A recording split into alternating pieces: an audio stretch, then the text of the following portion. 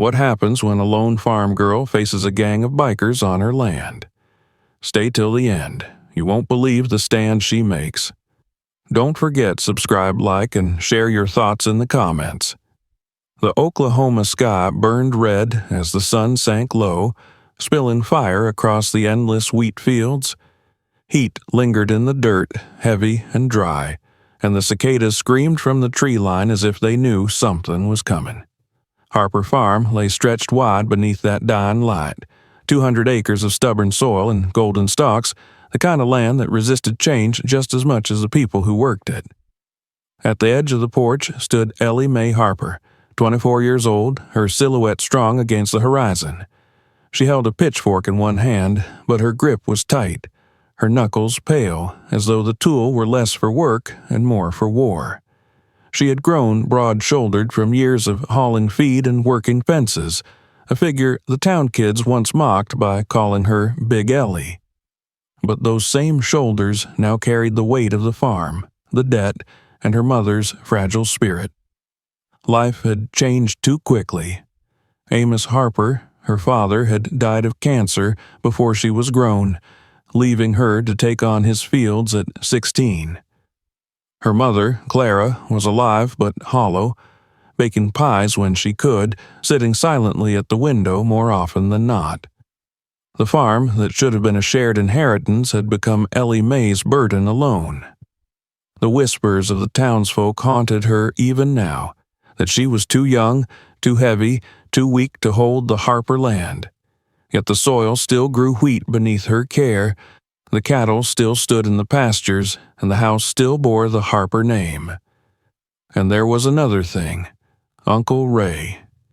He had appeared when she was 18, a shadow from the family's past. Ray Harper was no farmer. He was a Green Beret sniper who had lived in deserts and mountains on the other side of the world. He had trained her quietly, away from the eyes of neighbors, not only how to shoot, but how to think, how to control fear, how to read terrain, how to use silence as a weapon. He left again, vanishing back into his own solitary life, but he left behind something in her. Steel. Now that steel was being tested. The low growl of engines rose over the fields. Not one, not two, but a pack. The sound rattled the quiet like thunder. Ellie Mae's breath caught as the horizon lit up with headlights. A line of motorcycles rolled down the dirt road, their chrome glinting, their pipes howling. Dust boiled up behind them. She counted quickly, half a dozen, maybe more. The ground shook with their weight as they closed in on the Harper farm. They were not neighbors, they were not drifters. She knew who had sent them before they even stopped. Travis Boone. Boone had been circling Harper Farm for years. A rich oil man with a face always twisted into a smirk, he had wanted the land since Amos was alive. Her father had refused to sell it for pennies, and that refusal had festered into obsession. With Amos gone, Travis thought the farm would be easy prey. He had tried harassment, slashed tires, poisoned cattle, spray-painted threats on the barn doors. Now he was finished with whispers and had moved on to brute force. The motorcycles roared to a halt at the end of her driveway, engines idling like predators breathing. The riders swung off their seats, boots crunching on gravel. They wore leather vests with patches, studs, and spikes that caught the last of the sun. Their hair was wild, their beards thick, their faces scarred with the kind of violence that lingered even when they stood still. Chains dangled from their belts, knives flashed in holsters, and one man carried a baseball bat stained dark along the grain. At their center strode a tall, lean biker with a skull emblem across his chest. His grin was sharp, predatory. Ellie recognized him from whispers in town. Cole Mathers, a man who'd broken jaws in bars and set fires for cash. Tonight, he was the mouthpiece for Travis Boone. "Well, well," Cole called out, his voice loud and dripping with mockery. "Look at that. Big Ellie standing all alone." The other bikers laughed, cruel and coarse. One spat into the dirt, another cracked his knuckles like he was warming up for a fight. Ellie Mae didn't move. Her pitchfork remained steady at her side, though her heart pounded so hard she felt it in her throat. Behind her, the farmhouse windows glowed faintly with lamplight. Her mother was inside, resting, unaware of the danger gathering outside. Ellie shifted her stance slightly, placing herself between the bikers and the home. Cole tilted his head, still grinning. "We got a message from Mr. Boone. Says your little farming game is over. You sign the deed tonight, or this whole place goes up in smoke." Another biker, heavier, stepped forward, holding a glass bottle. A rag dangled from its mouth, already damp with gasoline. He flicked the lighter open and closed, each metallic click echoing across the yard. The smell of fuel drifted on the night air, sharp and suffocating. Ellie's jaw tightened. She said nothing. Silence had power, and Ray had taught her that the one who spoke less often held the upper hand. Cole mistook her quiet for fear. He spread his arms wide, basking in his gang's laughter. "Come on, Ellie. Don't make us ruin this pretty little farm. Just scribble your name and we'll be gone before midnight." Ellie finally let her eyes meet his, cold, steady, unblinking. "This land isn't yours to take," she said, her voice low but clear. The laughter faltered for a second. A spark of irritation crossed Cole's face. He waved a hand and his men fanned out, circling, their boots crunching in the gravel, their shadows stretching across the wheat like claws. The motorcycles idled behind them, headlights glaring white across the yard, casting Ellie into stark silhouette. Her chest rose and fell slowly. She could feel Ray's words in her memory. "Control the battlefield, don't let them dictate the fight." Ellie loosened her grip on the pitchfork, letting it rest lightly against the ground. Then she raised her free hand as if in surrender. Her posture changed, shoulders slumping, head tilted down, the picture of defeat. Cole laughed, harsh and triumphant. "That's more like it. See, boys, even the stubborn ones learn when the fire's close enough." But Ellie Mae wasn't beaten.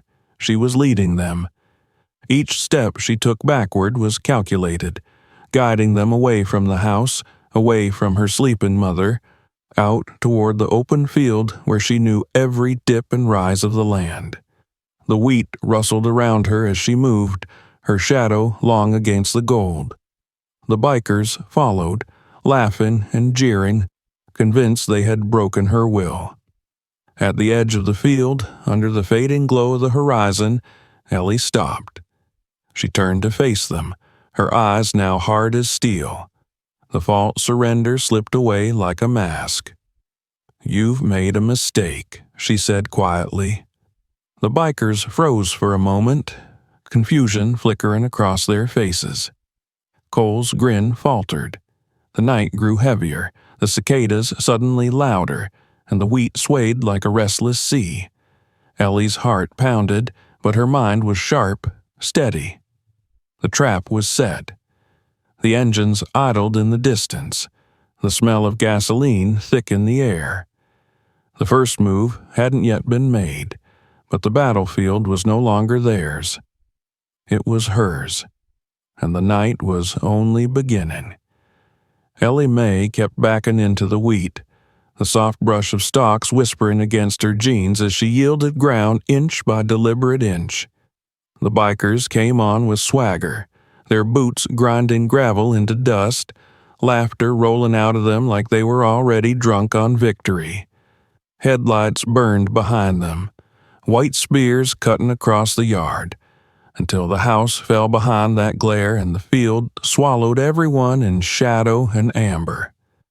The night had cooled, but the earth still held heat, and the air smelled of gasoline and dry straw, and the sour breath of men who came to break things.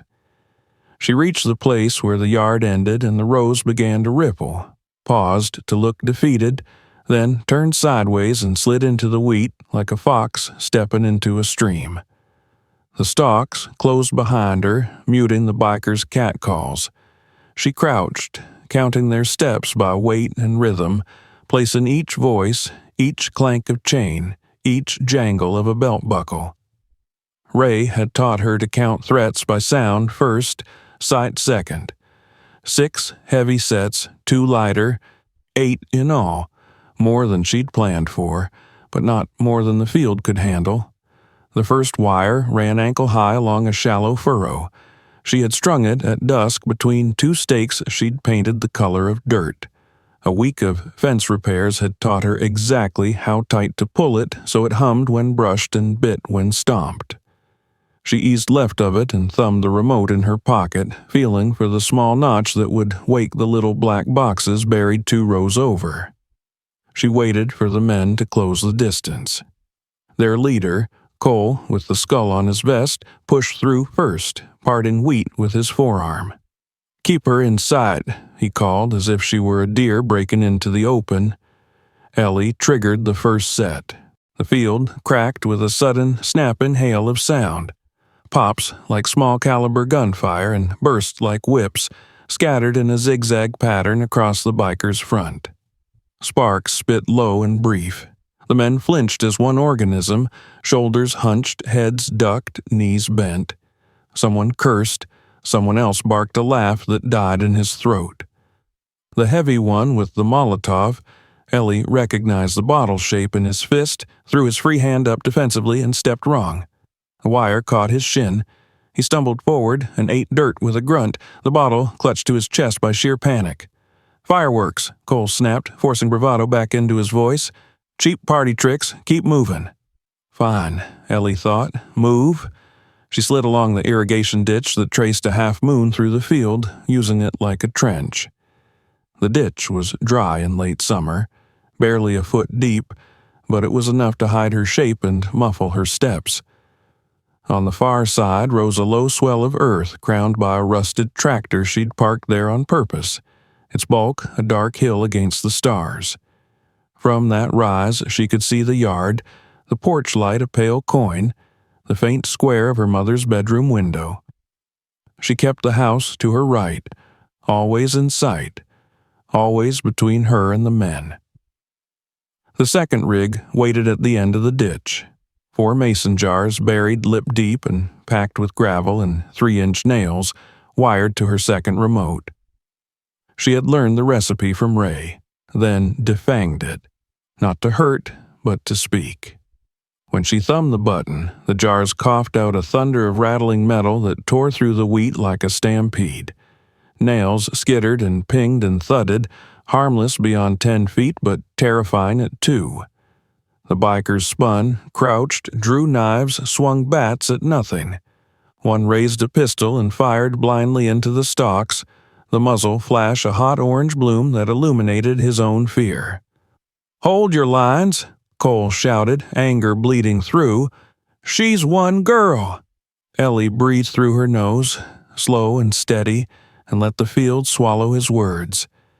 She felt the old calm come on, the one Ray said wasn't calm at all, but a narrowing, like pulling a hood over your senses until there was only the task in front of you.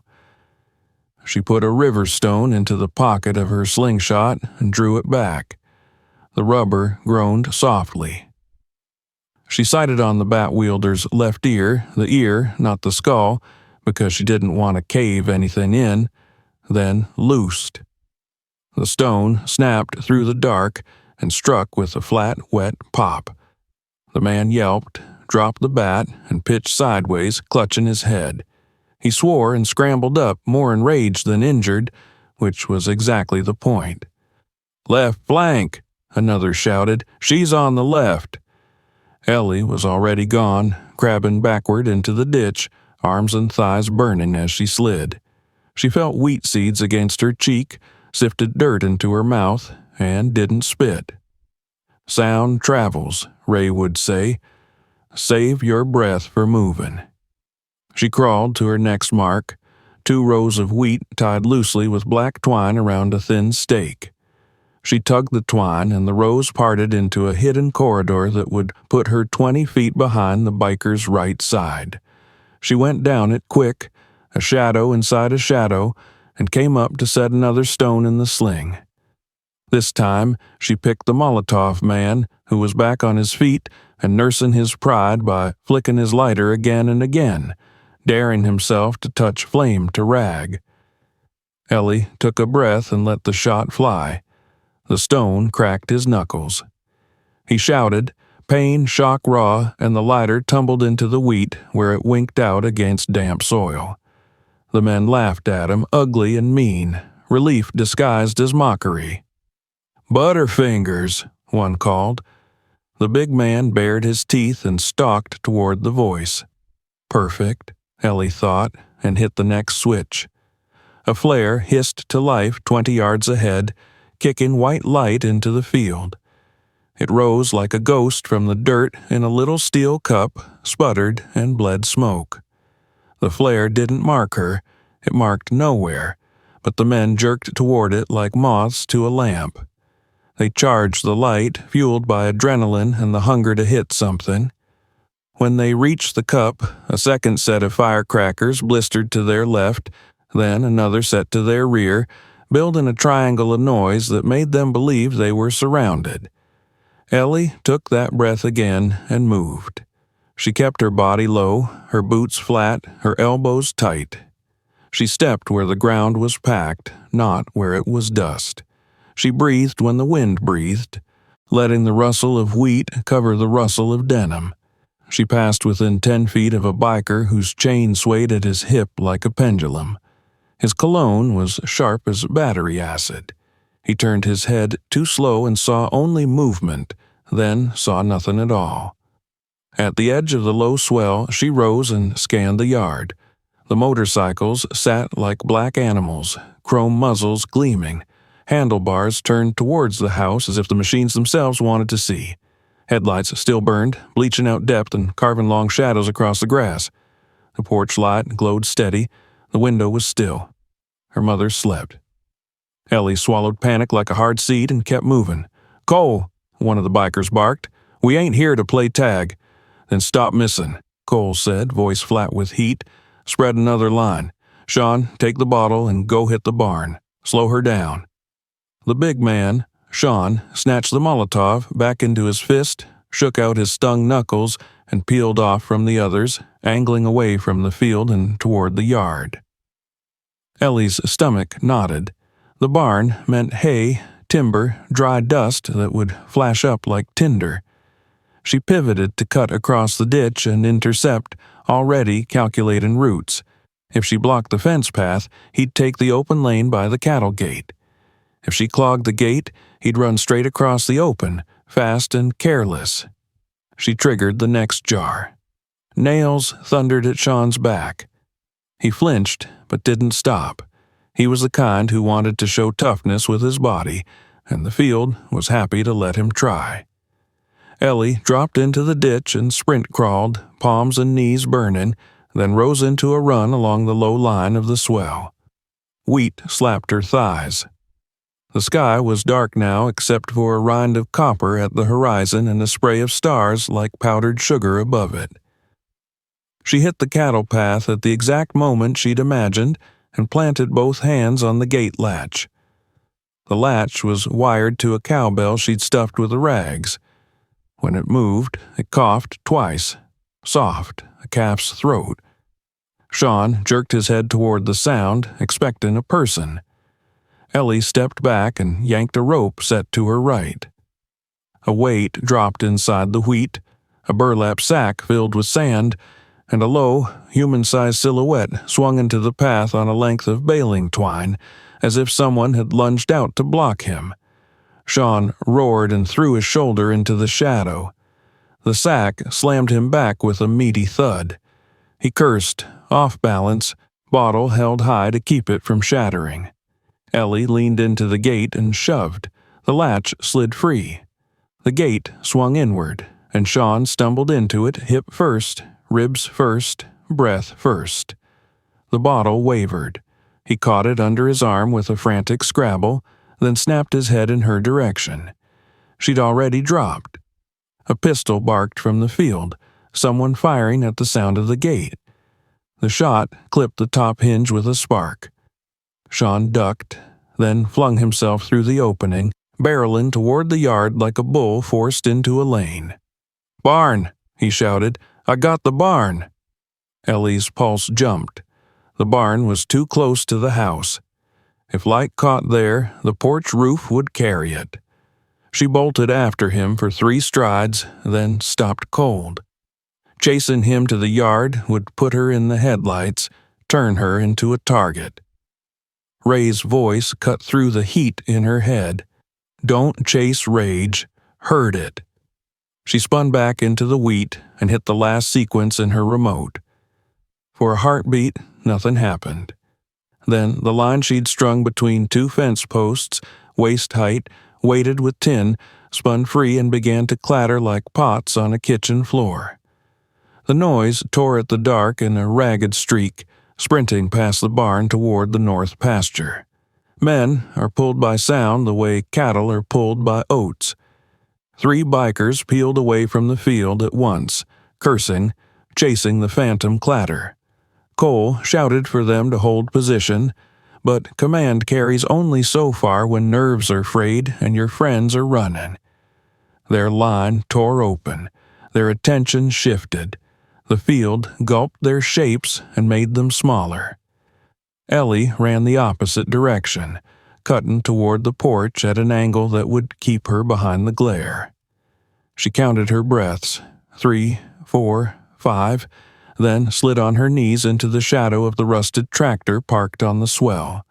From there, the yard lay open, the house raised on its stones, the porch steps pale boards leading up to the door where her father's handprints were worn into the rail from years of rising at dawn.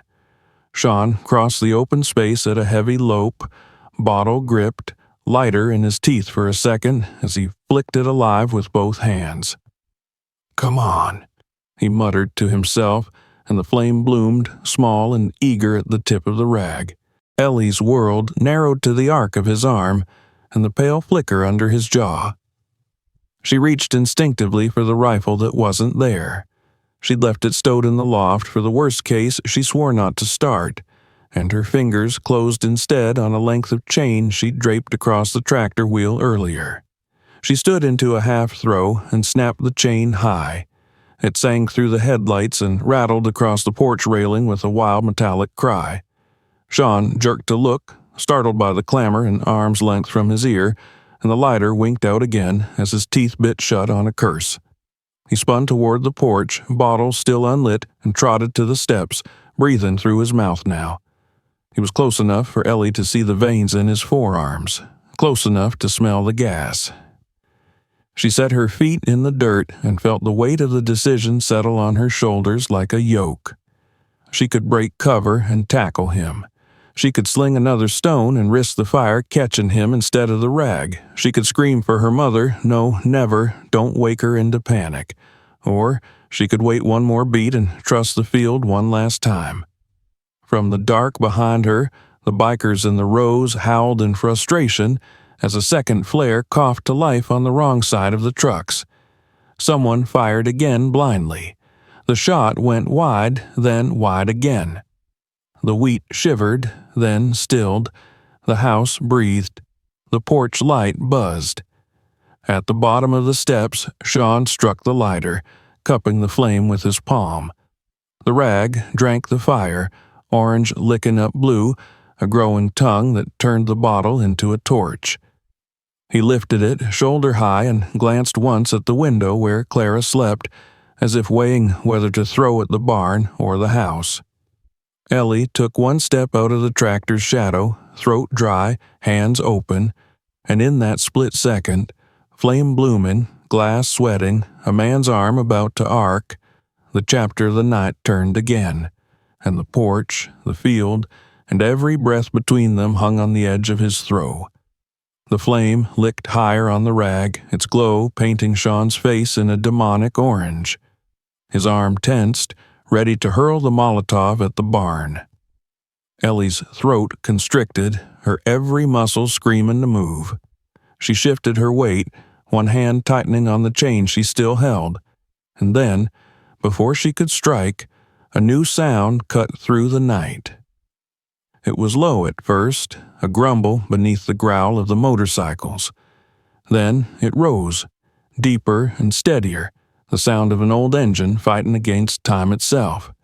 Headlights appeared at the far edge of the road, not sharp and bright like the biker's beams, but yellow, tired and unwavering. The noise grew until even Sean paused, his burning bottle clutched mid-swing. A battered Jeep rolled into the yard, its tires grinding gravel, its frame rattling like bones. The engine coughed once, then roared again as the vehicle slowed.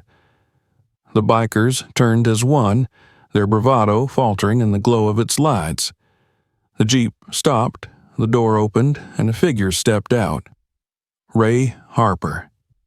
He moved like a shadow carried by the dust, lean, weathered, eyes like shards of glass. His rifle, slung over one shoulder, wasn't held to threaten. It was carried the way a carpenter carried a hammer, natural and ready. His presence alone seemed to still the night.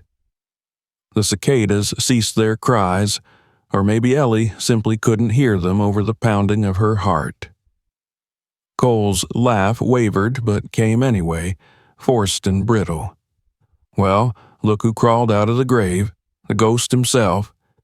You gonna scare us with stories, old man?" Ray didn't raise his voice. He didn't need to. "You picked the wrong field, Cole," he said, calm and steady. "Drop your toys or you won't leave it." The rifle slid from his shoulder with ease, his hands practiced, the barrel pointing low but clear. Even in the dim light, the precision in his stance was undeniable. A man who had lived his life between crosshairs. A man who didn't bluff. Sean swore and lowered the bottle, the flame guttering against the night. He wasn't brave enough to test Ray. The lighter slipped from his fingers, dying in the dirt. Ellie's lungs burned with relief and adrenaline. She stepped out from the wheat, her face streaked with sweat and dust, her slingshot hanging from her hand like an old friend. The bikers whipped their heads toward her, startled that she had appeared so close. "This is my land," she said, her voice steady, steel cold. "And you don't belong on it." Cole sneered, but the edge of fear was there now, thin but real. "This land's worth millions, girl. You think you can hold it with tricks and fireworks? You're nothing. Just a fat farm girl playing soldier." Ray took a step closer, his boots whispering over gravel. "She's not alone," he said. "Not anymore. And she's better than half the soldiers I trained with. You see, Cole, you're already surrounded, and you don't even know it." Ellie lifted her chin. She had no need to explain that the surrounding was just two people, herself and Ray. The way Cole's men twitched, glancing into the dark, made it truth enough. Fear filled in the rest. One biker shifted, nervously fingering his chain. Another took a step back toward the motorcycles. They weren't warriors. They were muscle for hire, men who thrived on terror when their victims were weaker. But here, against trained silence and unwavering eyes, they faltered. Ray leveled the rifle, not firing, not even touching the trigger, just showing. "Drop the gun," he said. Cole's pistol, clutched tight until that moment, wavered. His knuckles shone white. He looked into Ray's eyes and saw nothing there but promise. Slowly, reluctantly, the pistol dropped into the dirt with a dull thud. One by one, his men followed, letting bats, chains, and knives fall like toys from ashamed children. The Molotov, its flame extinguished, lay broken at Sean's boots. "Back to your bikes," Ray ordered. The bikers obeyed, their swagger gone. They shuffled, muttering, stumbling over each other in their hurry. Cole glared at Ellie one last time. Hatred etched deep, but even he bent to retrieve nothing. His voice cracked as he spat. "This ain't over. Boone doesn't quit." Ellie stepped closer, her eyes cold, her shoulders squared. "Neither do I." They climbed onto their machines. Engines coughed to life, headlights swung wide, and the roar returned. But this time, it wasn't laughter or arrogance in the sound. It was retreat. The motorcycles peeled out, dirt spraying, taillights vanishing into the horizon. Silence returned, thick and heavy. The barn stood untouched, the house safe, the fields swaying in the night wind. Ellie let the pitchfork slide from her grip and hit the ground. Her chest heaved once, then steadied. Ray walked toward her. For the first time since the Jeep had rolled in, his face softened. He set the rifle aside and placed a hand on her shoulder. "You handled yourself," he said. "You controlled the fight. That's more than most ever learn." Ellie met his gaze, her throat tight with gratitude. "I was ready," she said, "because of you." Ray nodded, a rare smile tugging at his weathered face. "That's my girl." Together, they stood in the yard, watching the dust settle, the last red of the sunset fade into night. The farm was safe for now, but both knew the truth. Travis Boone would not give up. He would send others, stronger, smarter, more desperate. Ellie tightened her jaw, the fire in her chest rekindling. Tonight had proven one thing. She was no longer Big Ellie, the girl mocked by town kids. She was Ellie Mae Harper, defender of her land, trained by a Green Beret, and no one's victim. And when the next fight came, she would be ready. Dawn came in thin ribbons, cool and pale, the kind of light that makes a rough night look almost like a rumor. Dew beaded on the wheat, turning the fields into a sea of dull coins. Ellie Mae woke on the couch with her boots still on and the smell of gasoline still living in her hair. For a heartbeat, she reached for the pitchfork, mind still inside the dark hours. Then the quiet registered.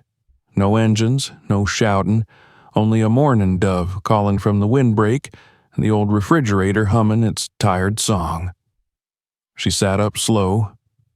The living room window looked out over the porch and the front yard beyond it. In that rectangle of morning, she could read the story the night had written. Tire arcs slashed across the dirt, boot prints shredded into frantic spirals, a toppled fence rail bent like an elbow that had been broken and reset wrong. In the wheat, narrow lanes lay pressed flat where men had run and then fled. The rusted tractor on the low swell wore a rattled garland of chain where she'd thrown it. The links winked dully as the sun found them. Near the steps sat the dead Molotov, its mouth crusted with a smear of soot, the rag blackened and stiff. No fire, no ash. Luck had hovered close, and training had kept it there. She pulled the blanket from her shoulders, set it neatly on the couch arm, and rubbed her eyes. Her palms were raw, her knees bruised under denim, her forearms cross-hatched with the pale lines wheat leaves carve into skin when you push through them at speed. Each ache felt earned, a ledger of choices that had led to one simple fact. The house still stood. The barn still stood. The fields still stood. Her mother was safe. Clara stirred down the hall, a door hinge sign open, then shut again. Ellie listened for fear in the movements and heard none, only the slow shuffle of a morning routine worn smooth by years. Let her keep that, Ellie thought, and pushed herself to her feet. She would tell her mother later, and tell it gently, because some truths have to be delivered with oven mitts. On the porch, the air bit in a little. The night's heat had lifted, traded for the clean scent that rises when dust settles and dew takes its turn. Ellie eased down the steps and stood at the edge of the yard. Up close, the chaos was uglier. A boot print had torn a young thistle clean from the ground and ground it in. A smear of blood, no more than a thumbprint, dotted a stone where a man had gone down in the wire. Nails from the gravel jars glinted here and there like dull fish hooks. She crouched and began collecting them. Habit, discipline, duty, dropping each into an empty coffee tin she'd carried out. Ray's Jeep door creaked a minute later. He had slept sitting up, hat canted over his eyes, the old soldier's power nap that looks like stillness and somehow gives back real rest. He swung down with the careful economy of someone who has done hard physical work for so long the body speaks before the mouth does. "Mornin'," he said, voice sanded down but clear. "Mornin'," Ellie answered and held up the tin. "Step careful." He glanced once at the ground and nodded, reading the yard the way he might have read a hillside years ago. Angles, lines of approach, places where a man's courage had leaked out of him and turned into a stumble. "You moved them like cattle," he said finally, a note of quiet satisfaction there. "Kept your lanes, broke their line with noise, not bullets. The field did most of the talking." "The field always has," she said. "I only learned to listen." They worked without hurry. Ray reset the broken rail and checked the hinges on the cattle gate, running a file across a bolt that had burred under a stray shot. Ellie walked the edge of the wheat and shook loose the black twine that had held her hidden corridor, letting the rows fall back into the anonymous weave of the field. She dug out the flare cups and the mason jars, covered their holes again, tamped the earth flat with the sole of her boot. Evidence erased, not because she was ashamed of it, but because she didn't need a map of last night left for anyone who came back. The lesson would remain in her head and her muscles. The hardware could be stowed. A jackrabbit sprang from under the porch with a sudden thump of paws and ran in a long curve that caught the new light. The sound made her heart jump and then settle. Nerves wear grooves, Ray had told her once. You can polish them with work. So she worked, coiling wire, hauling the chain off the tractor wheel, checking the latch she'd tied to the cowbell, smiling despite herself at how that stupid little cough had fooled a man who could bench press an engine block. When they paused, Ray shaded his eyes and looked toward the county road. Dust hung there in a faint scar where the bikes had gone. "He'll be nursin' pride," Ray said. "The man who hired them will be nursin' rage." "Travis," Ellie said, tasting the name like iron. Saying it aloud changed nothing and changed everything, put the shape of the next threat back into the world. It wasn't a rumor or a mood. It had a face and money behind it. Oil money, lawyer money, sheriff's cousin money, the kind of money that doesn't stain when it gets dirty because someone else takes the stain for it. Ray didn't nod. He didn't need to. They both knew what power looked like in Samaran County and what it didn't. Power was mineral rights and signatures in a bank office where the air smelled like copier paper. Power was trucks speaking in convoys, not in ones, and receipts that told lies with perfect grammar. Power was sending other men to take the first punches and waiting safely behind 3 phone calls and a cut of something underground. "He'll come a different way next time," Ray said, plain. "Different men. Maybe no men at all. Pressure that doesn't leave boot prints."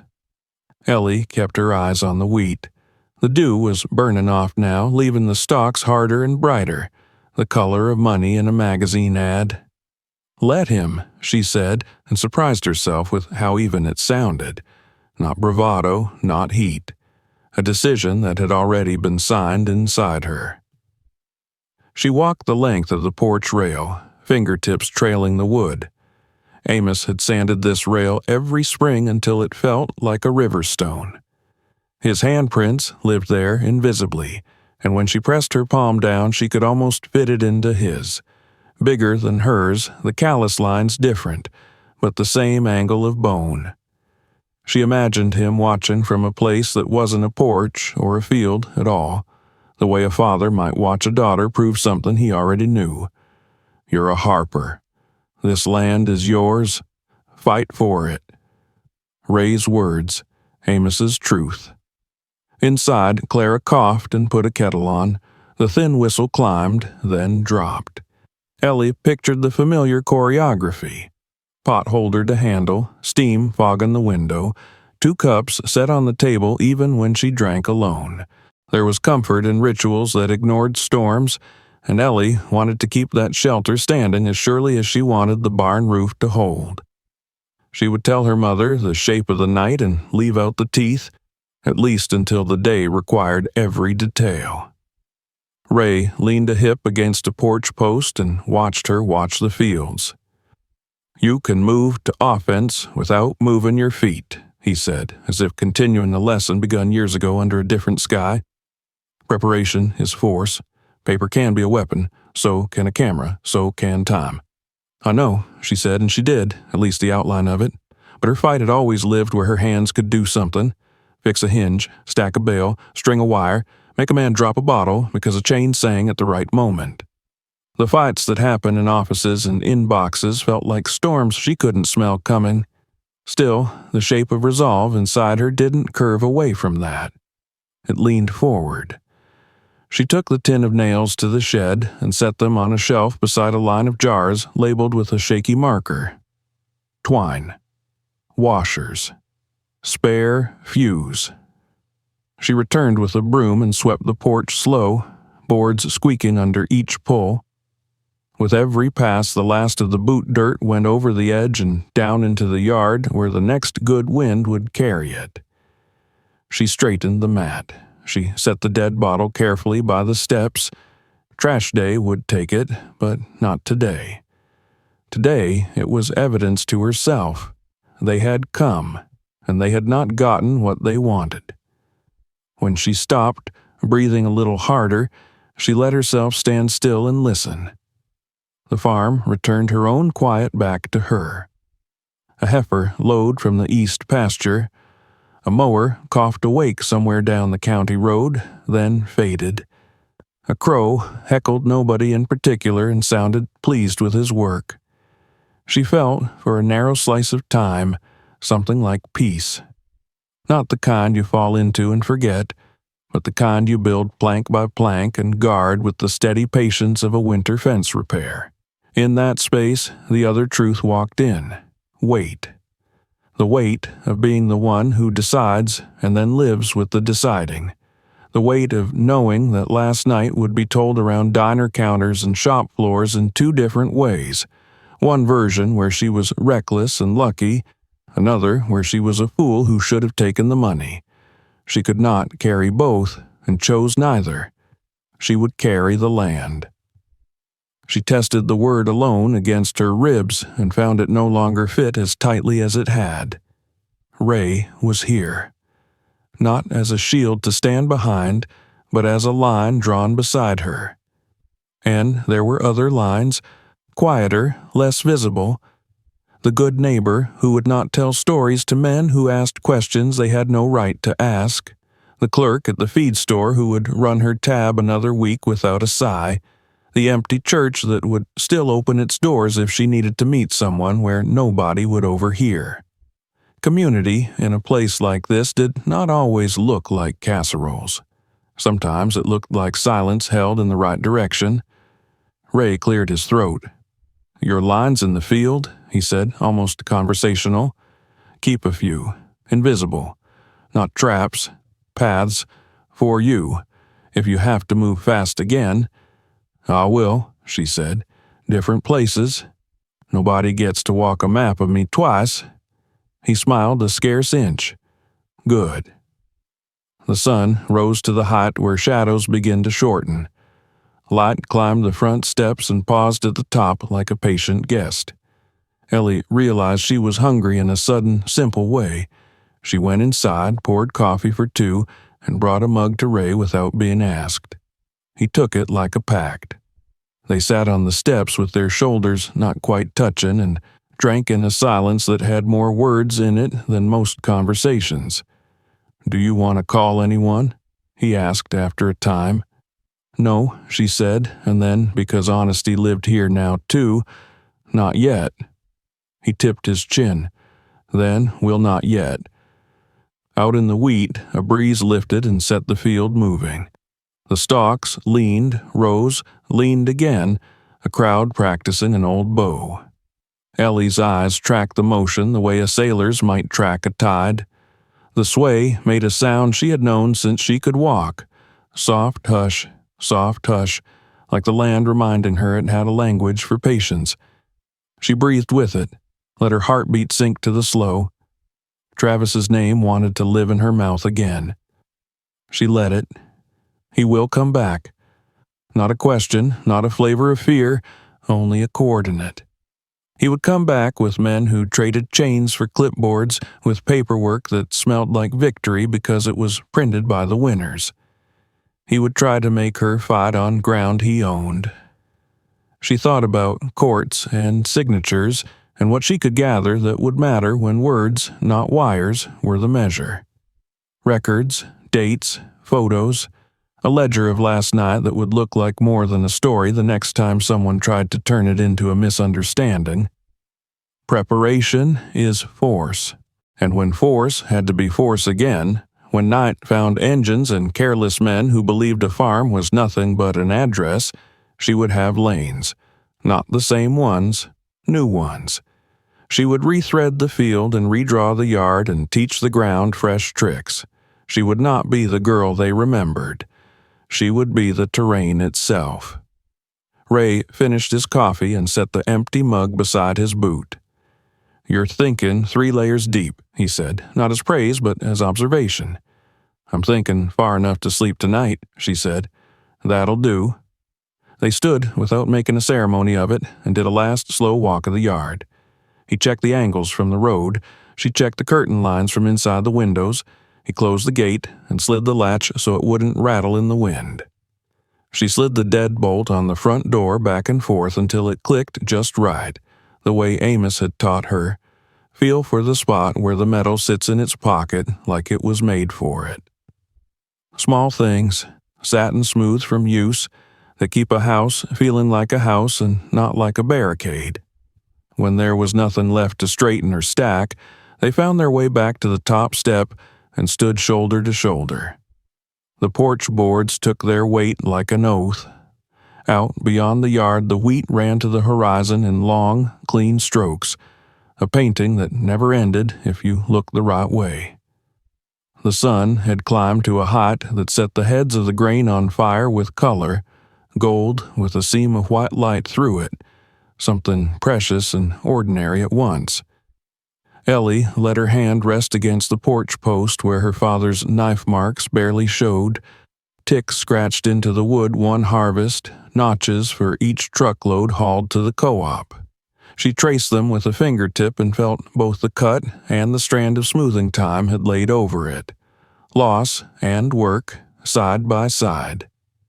"This is my land," she said.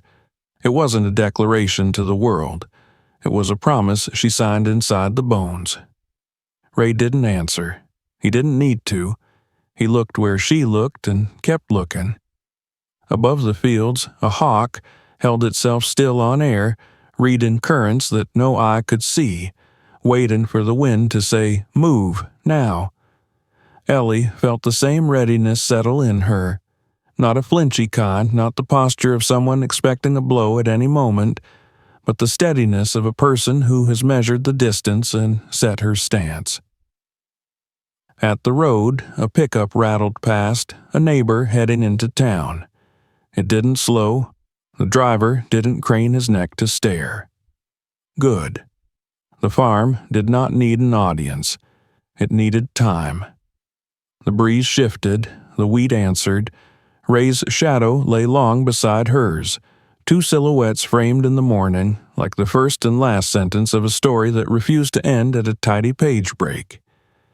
Ellie breathed in the smell of sun-warmed straw and coffee and the faint metallic whisper of old tools.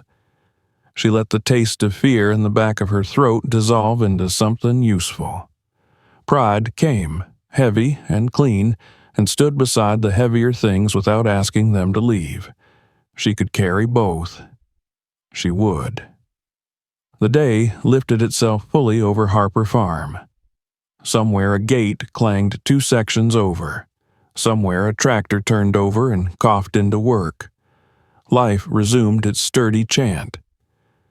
Ellie slid the dead bottle farther back under the step with the toe of her boot. Not erased, not displayed, placed. They turned at the same moment and leaned their backs against the porch rail, looking out over the fields one last time before chores would call them separate ways. The wood was warm now, the grain raised and smooth. Ellie curled her fingers around it and held on, not because she feared falling, but because she wanted to feel the connection. The camera, if there had been one, could have started its drift then, pulling back slow to take in the roof line, the yard, the paths through the wheat that were already healing, the straight line of the county road, the square of the fields, the beautiful, stubborn geometry of a life lived on land. 2 figures on a porch, small and unyielding as fence posts sunk to rock. The storm would come back. Storms always do. And when it did, Ellie Mae Harper would be here. Shoulders square, eyes steady, trained by a man who knew how to wait and a land that had taught her how to stand, ready to meet it on ground that knew her name. The fight for Harper Farm was not over.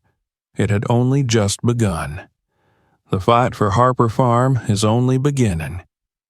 What would you do in Ellie Mae's place? Tell us below.